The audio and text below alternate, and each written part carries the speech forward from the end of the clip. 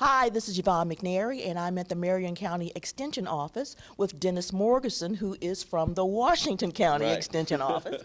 And Dennis is their agent for agriculture, for education. Horticulture. Horticulture. Horticulture education. Horticulture and agriculture are very related. Horticulture is kind of a subset of agriculture. Okay. It is agriculture, but not that it matters, but it, it is what it is. It says horticulture on the card. Right. It says horticulture on my job description anyway.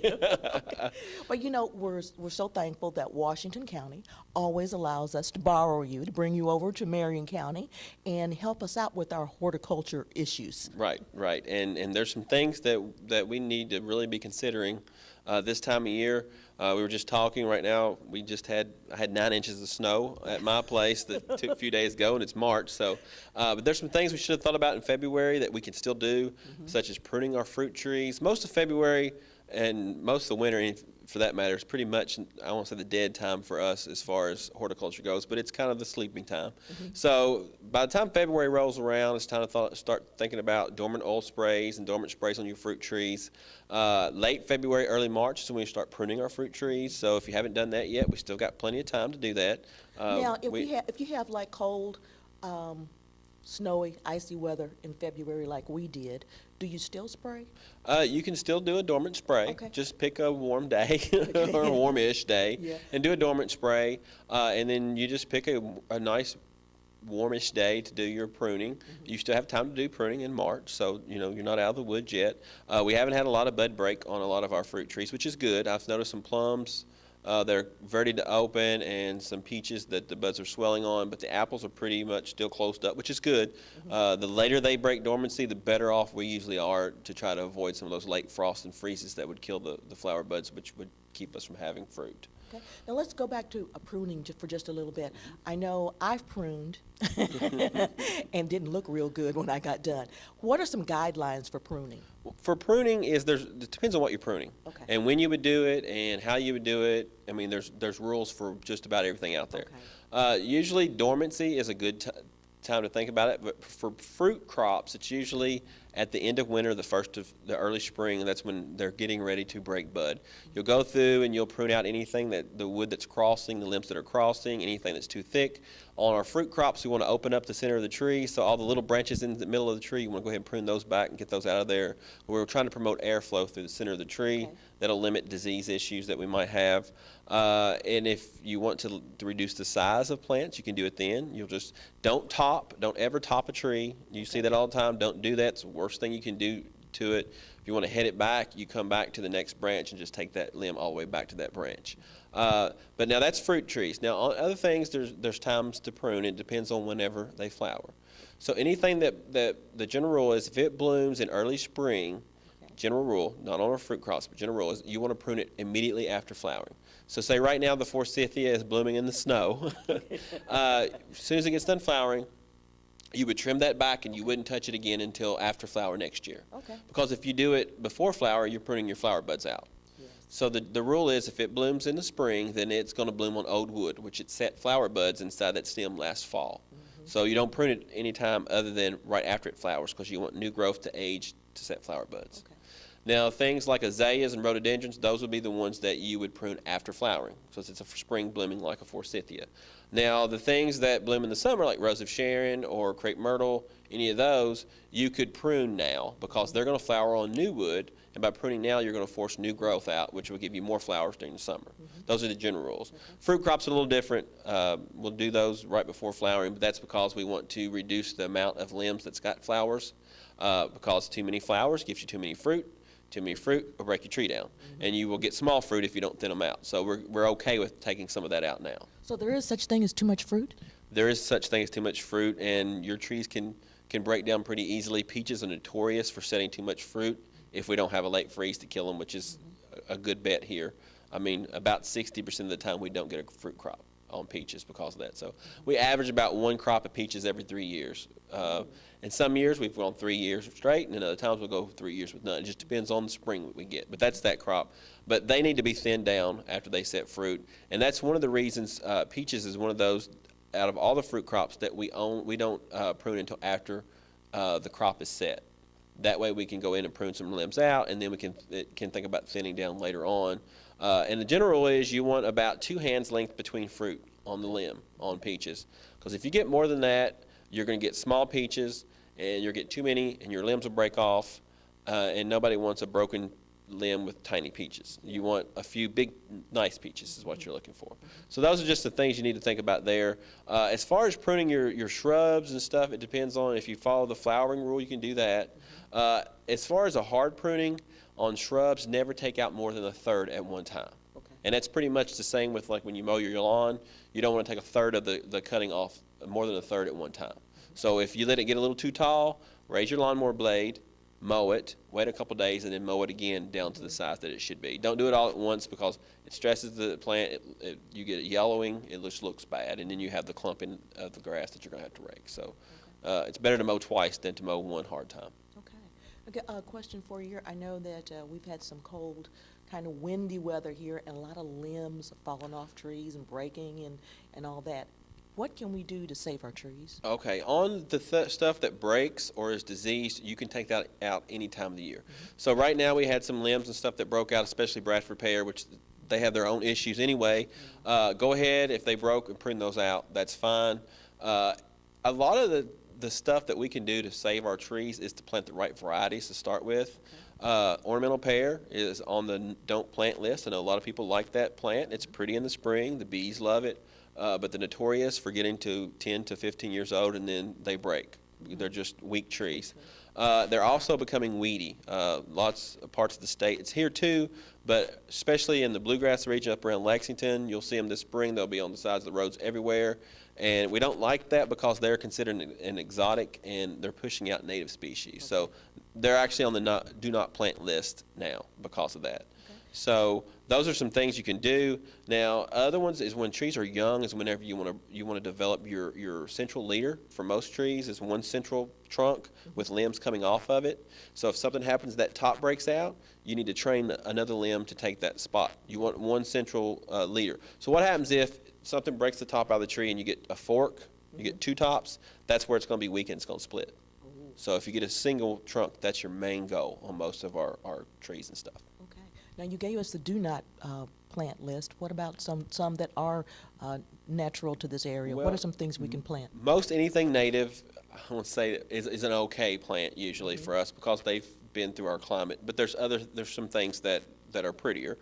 Red maples are native to here, but you can get cultivars of red maple that you get a really nice, beautiful fall color every year. Those are the ones that you would want. They're good. Generally speaking, though, if it's native, it's going to do well here. So you've got your red maples, your sugar maples. There are some actually silver maple hybrids, which are silver maple, red maple cross, which are good. They're fast growing, relatively sturdy, and give you good fall color. And then there's all kinds of like sweet gum that people don't plant. Beautiful fall color, good native plant. It's good for the bees. But there's lots of stuff out there that's good, that's native. There's lots of good stuff that's not native. It's just picking the right plant. And if anybody ever has any, if you got a tree in mind or a plant in mind that you want to know if it's good or not, just give me a call. We'll talk about, if it's good, then I'll say it is. If not, I'll say, well, maybe you want to think about something else for that area. And then the other thing is plant the right plant in the right spot. So if you've got a plant, say a willow that you really like, a weeping willow, it likes wet. You need a wet area. So you're not going to plant that on a high dry site because it's just not going to do well. It's going to have issues.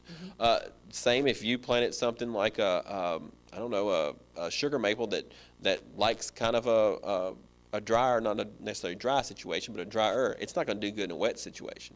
So you have to pick your plant based on your site. Okay. Now, you also mentioned bees, and I know bees like honey and all that. What are some other, I know we have also, everybody's trying to get the butterflies back. Right. What is something we can do? Is there a tree or a plant that we can plant in order to get our butterflies back? It depends on what you're trying to attract. Basically, anything that blooms is going to be good for some butterfly and good for bees. So those are anything that blooms is a pollinator plant. If it blooms, and I should say not quite in that broad stroke, but if it has a flower that you can see, it's going to be good for bees and butterflies, at least the nectar and the pollen out of it. Some plants produce a lot of pollen, and they have a flower, and we never even noticed. Like right now, a lot of the maples are blooming. They have little swollen red things you see on the maple branches right now. That's the actual flowers. Most people don't even realize that that's even what's going on. But it's not showy. But right now, we have a warm day in the 50s. The bees will be out getting that pollen to take back to the hive, and that's what they feed their young. It's a protein source. So anything that flowers is going to be good for them. But what we really don't know a lot about, or people don't realize, is native plants. Hackberry tree is a weedy tree. It's native. And there's about 12 species of butterflies that their larvae feed on that. And we don't think about that, you know. So we also need larva species too. So that's why when I say native plants are always good, because there's native butterflies. They're going to flower. Our bees are going to be able to get to those. So there's other things going on there besides just, oh, I'm going to plant zinnias for butterflies. There's lots of other stuff out there. Sounds wonderful. But speaking of beekeeping, we do have a beekeeping school coming up in Washington County. It's sponsored by the Washington County Beekeepers Association. And I do want to pull this up real quick because I don't want to forget the date. It is Saturday, September the 24th at the Washington County Extension Office, and that's the new building. September. No, in March the 24th. Did I say September? Saturday, March the 24th, not September. Saturday, March 24th. It's coming up pretty quick, and it's a $30 registration fee, but you'll get lunch and all your materials for that. There's a beginning track and an intermediate track.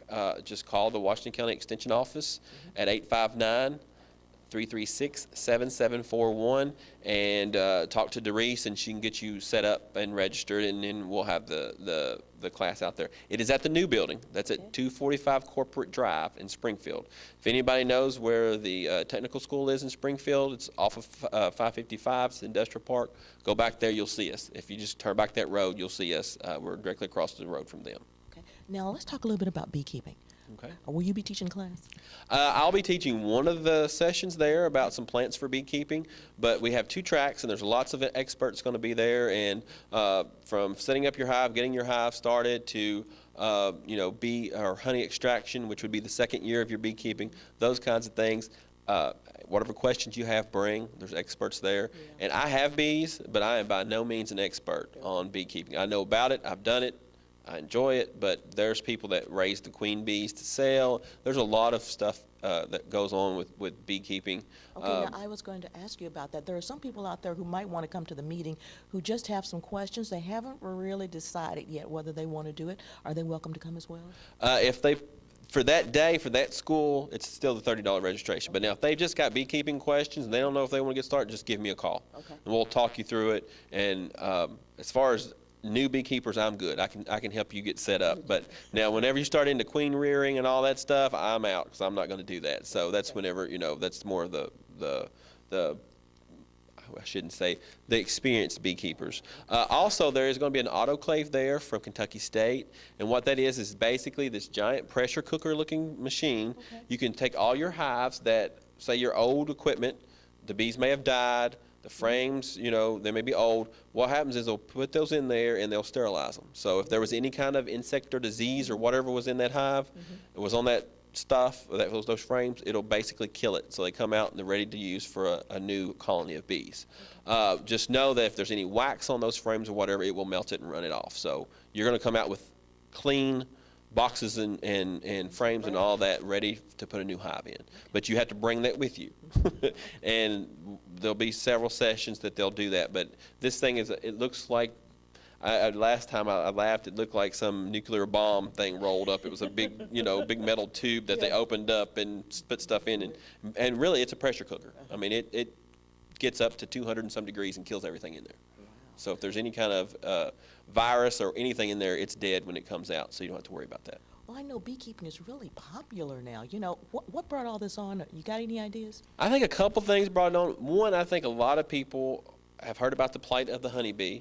And without the honeybee, 30% of our food crop is gone. Wow. Because 30% of our food that we eat is dependent on the honeybee. That's not bees in general, that's just the honeybee. So we get a lot of pollination from our native bees that don't make honey. Most of our native bees, they're solitary bees. They live by themselves. They don't live in a big hive like a honeybee colony would. The thing that's unique about the honeybees is they overwinter in a ball of bees. during the winter, where the rest of them, they lay eggs and the eggs hatch, and then, or they may overwinter singly. But that's why the honeybee's different. But the honeybee also gets out very early in the spring and does pollinating. We also have native bees that pollinate as well, but you can only get honey from a honeybee. And who doesn't like honey? Love those honeybees. There's those honeybees, right. It's one thing out there that nobody hates. It's a honeybee. Everybody likes the honeybee. They do sting, but only if you bother them. If you don't bother them, they won't bother you. I've got some honeybees at home that are not nice if I get too close to the hive, but I take that as a warning. And usually they will warn you if you're getting too close. They don't just come up and sting you. They will kind of, I had a priest that told me one time it's kind of like a bar brawl with a honeybee. They will bump you a couple times, fly and bump you to tell you, hey, you're getting too close, you need to leave. And if you don't take the warning, then you get the stinger. Well, we don't want the stinger. We don't want the stinger. No, we don't want the stinger. But there's lots of things that goes on with the honeybee colony that's fascinating. If anybody's interested in it, there's issues with the honeybee. There's pesticide issues that's killed them out. There's viruses that's killing them out. There's varroa mites, which are little mites that get in there and they attach to the bee basically and drink the fluid or the blood from the bee, which eventually kills them.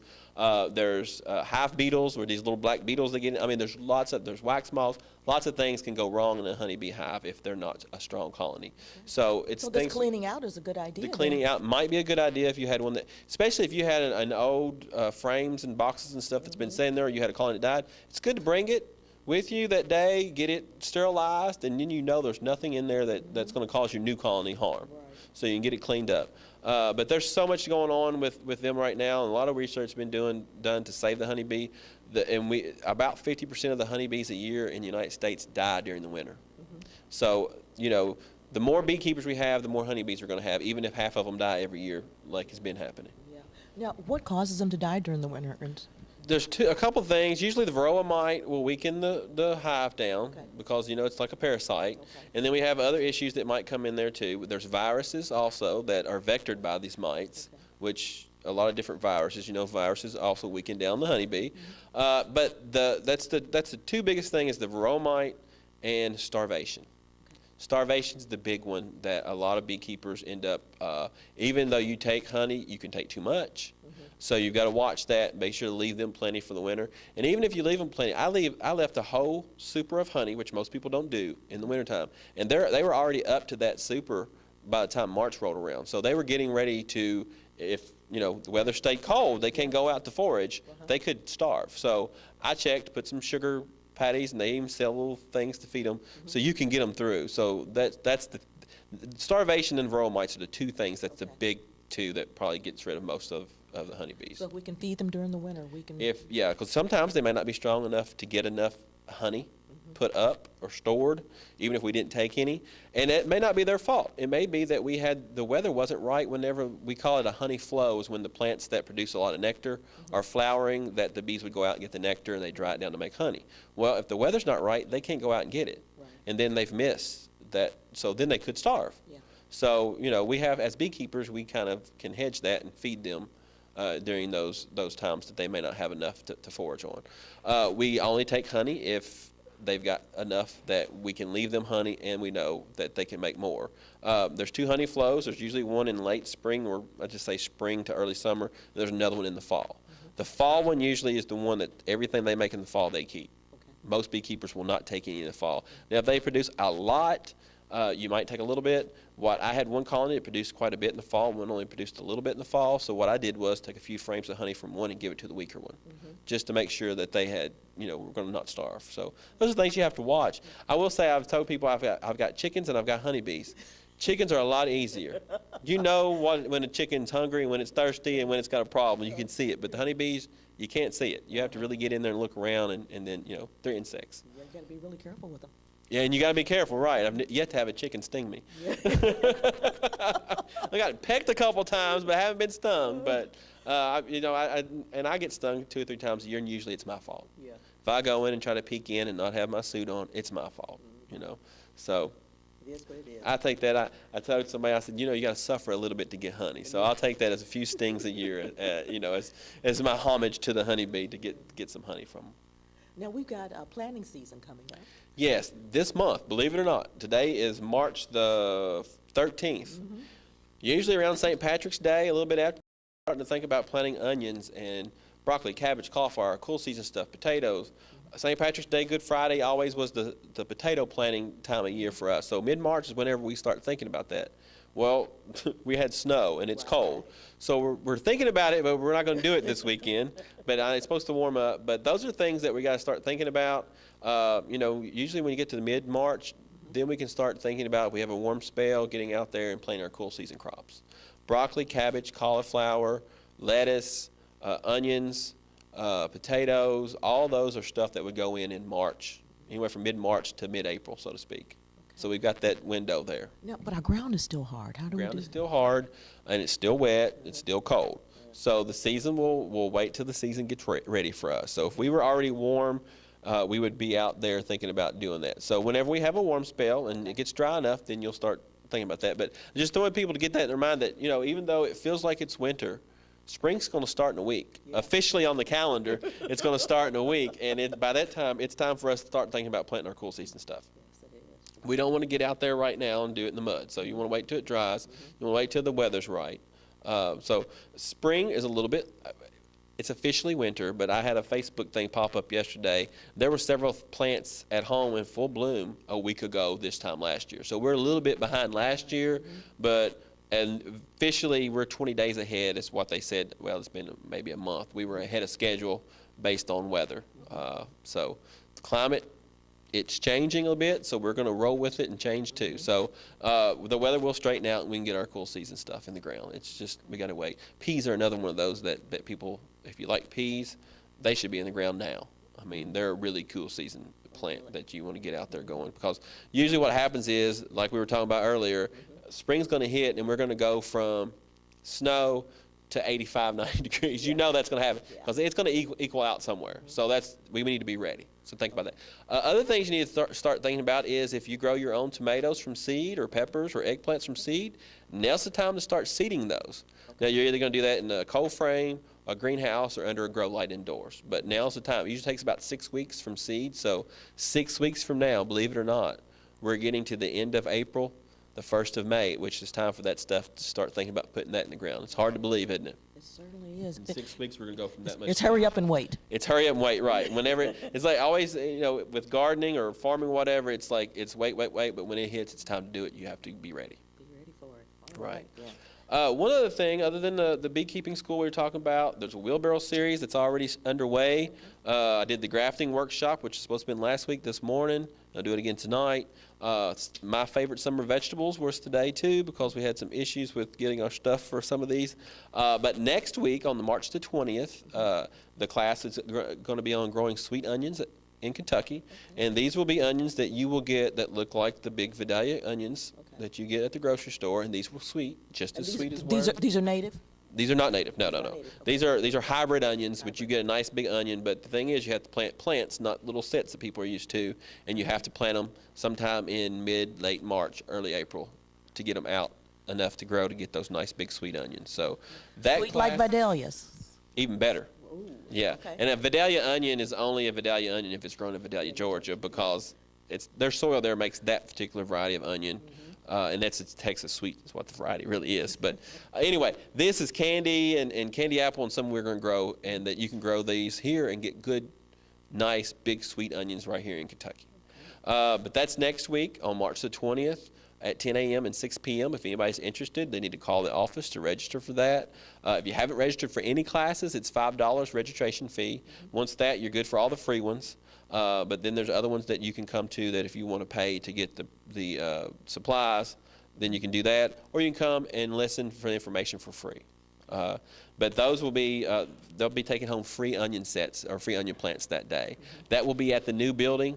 We probably won't be up and running. We're really supposed to be or going to be closed next week to move. And that's the 20th? That's the 19th through the 20, whatever that would be, the 24th, that week. We're going to be closed. So if you call our office, you're probably not going to get to talk to anybody. You're going to get an answer machine because we're going to move stuff to the new building. However, I'm still going to have that class because it was scheduled. you know, if things don't work out whenever the builders say you're going to be ready, and we're still not quite ready, but we're going to move in anyway. Yeah. And the painters are going to have to work around us now. But we'll be moving, but the class will still go on. It will be at the new building, and it'll be in the project room in the new building. We'll have I'll be there to help you get in the door, because I know people haven't been out there yet. Excuse the mess now, because we'll be moving. The building's not quite done. Some painting and stuff needs to be done on the inside. The outside's not done at all, which you can imagine with the weather. We still need gutters. We still need seating and landscaping and all the other stuff that goes outside, another layer of blacktop. But anyway, we're going to be up and running, and we're going to be out there ready to go, because we got that coming up. We got Beekeepers coming up there the following Saturday, the 24th. And then we've got the Chamber Banquet the following week, and the new bourbon industry coming into Springfield's going to have a thing there. So there's lots going on immediately. Yes. So we're excited and ready for the community to come out and see. Now, give us the address of the new building and some instructions on how to get there. Okay. It's 245 Corporate Drive, which in Springfield, if you go out 555, you go through two lights. Wendy's will be on the left. Wendy's is on the left. That's the first light. Go through that light. There's another light where the bypass is. Go through that light. Like you're going to Lexington. It's about a half a mile up. On the right is the industrial park, and you'll see the entranceway to the industrial park. It's where the Springfield campus of the ECTC is. It's also where Inowac, they have a building back there. That's the industrial park. You turn right into that. ECTC will be on the left. We'll be on the right. You'll see us. So we'll see the sign in the new building. It's pretty obvious. But that's how you get there from this direction, and from Springfield if you go out on 555 if you're in town. That's the way you would get there. So you guys are just going to go from one building to the other and never miss a stride? We're going to try to. We're going to miss maybe a little bit during the week there. If you call, you may not get in contact immediately with somebody, but if you leave a message, somebody will get back to you. I'm always, probably should bury that thing sometimes, but you can send me a Facebook message or an email or whatever. I will answer that. Now, what's the telephone number out there? The telephone number, our telephone number is 859-336-7741. And that'll get you to our old office, and eventually it'll get you to our new office. And if anybody out there knows anybody at AT&T, tell them to hurry up. You can't really do that, but anyway, that's going to be another issue, getting that hooked up before we'll be up and running at the new building completely. But we're going to kind of be between two buildings for at least a week or two. So. Fantastic. Well, congratulations on the new building. I know you guys are going to get a lot more square footage. Yeah, probably 3 times, maybe more square footage. We'll have a big meeting room that can split down into 3 that'll hold a little over 200 people. We have a project room, which I'm really excited about now, which is a concrete floor with drains in it. So horticulture, like this morning we did grafting and stuff, which gets a little messy. It's going to be so much easier to clean up in a room that's got a concrete floor with drains and stainless steel tables. You know, it's going to be really nice for the community as far as meeting space. We can have several meetings at one time, or one night, or one day, whatever, or a big meeting based on what the needs are. So hose it down. And just hose that project room down. And I laughed the other day and I said horticulture, and I stopped. I said no project room. I shouldn't say that, because it's going to be, anybody can use it, but horticulture and 4-H is going to use it more than the other program areas. They got a nice new kitchen to use in FCS area too, though, so that's good. But we will have an open house later in the spring, official open house and all that stuff whenever, for everybody to come through and look at the whole building after we get together. But right now, we're going to go on with the public side and use it because we had stuff scheduled there. But we're very excited, and eventually we'll have gutters and everything on the building too. That sounds great. Yeah. Okay. I've been talking with Dennis Morganson here, who is the horticultural agent for Washington County Extension Office, and been giving us a lot of wonderful information. If you have any questions about anything we've talked about today or any other planting that you plan to do, please give Dennis a call at 859-336-7741. I have so many numbers in my head, I almost gave my cell number. I didn't want to do that. Well, Dennis, I want to thank you so much for being with us today. Yeah, you're welcome. Glad to be here. All right. This is Yvonne McNary with Central Kentucky Television.